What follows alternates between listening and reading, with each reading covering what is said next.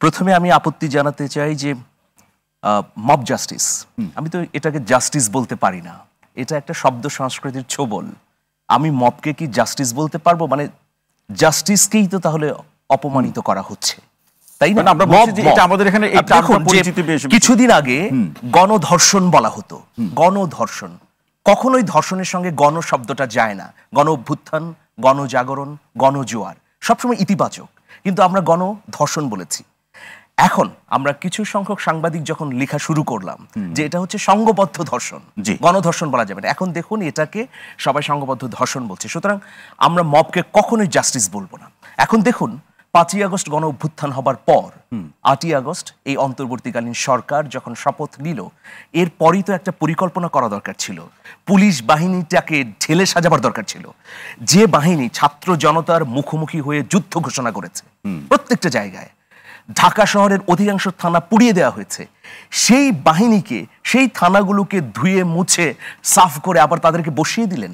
এখানে 3টা কাজ হলো। একটা হচ্ছে যে তাদের পুরোপুরি নৈতিক সাহস হারিয়ে গেল। একটা বাহিনীর মূল সম্পদ কি? নৈতিক সাহস।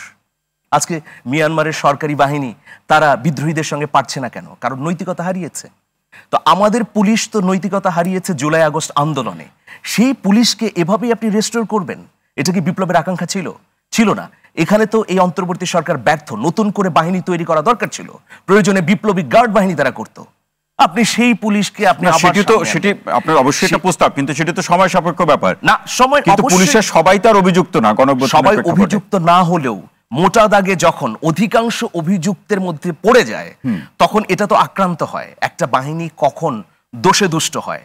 যখন এর অধিকাংশ সদস্য অপরাধ প্রবণতাতে জড়িয়ে যায়। পুলিশ তো সেক্ষেত্রে তাই। কিন্তু পুলিশ তো বলছে তারা তাদের আগের অবস্থা পুনরুদ্ধার করার জন্য অনেক ব্যবস্থা নিচ্ছে, পদক্ষেপ নিচ্ছে, চেষ্টা করছে।